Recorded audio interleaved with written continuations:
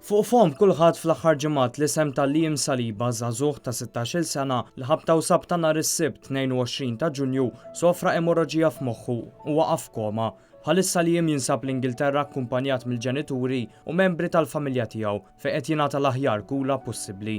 Fuq Facebook inħolqot ukoll paġna Pray for Liam Saliba li llum tot aktar minn 21,000 like. Paġna li ġabret flimkien numru ta' ħbieb ta' Liam kif ukoll ħafna oħrajn li qatt ma kienu jafuh qabel. Fuq din il-paġna ħafna ritratti ta' dan iż-żagħżugħ minn taslima ferrieħi bitbissima kbira fuq wiċċu.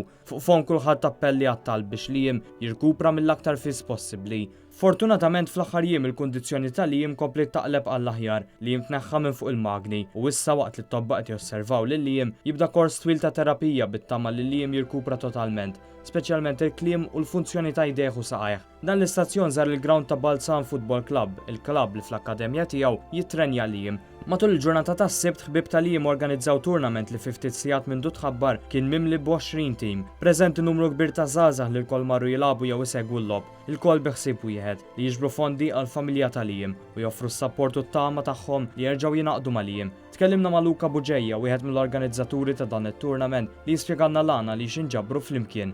L-ewwel ħaġa biex niġbru l-fondi ħabbar ħabib tagħna Liam għall-familja tiegħu biex ikollu bżonn xi tip ta' flus u hekk ikollu minn fejn jaħallas. Respons kien tajjeb ħafna, mill-ewwel it-timijiet daħlu mill-ewwel.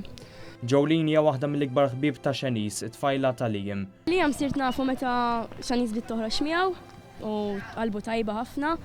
Il-Xenice dejjem raħħa warja rispett kbir u kien iħobba ħafna. Nitolbu għalih biex jiġi hawn magħna u jerġa' jilab ma' sħabu. Tkellimna wkoll ma' wħud mill-ħbieb ta' Liam. Tal-ġen li kolli jitħaq. Kont taraħ bid-dwejja. Kera l-sħabu jew meta kien jarana bid-dwejja dejjem. Jara kif jagħmel jdaħħaqni xej tifel tal-ġen. Dejjem jitħaq, dejjem ferħan, qatt ma kien imdejjaq, dejjem ferħan. Liam dejjem kien jisni bħala uħtu u jiena bħala hija li m'għandix. Il-Xenice dejjem li rispett u l-sħabna kollha insomma. Kellu karattru ferrieħi u qatt ma taraħ bid-dwejja ġifieri.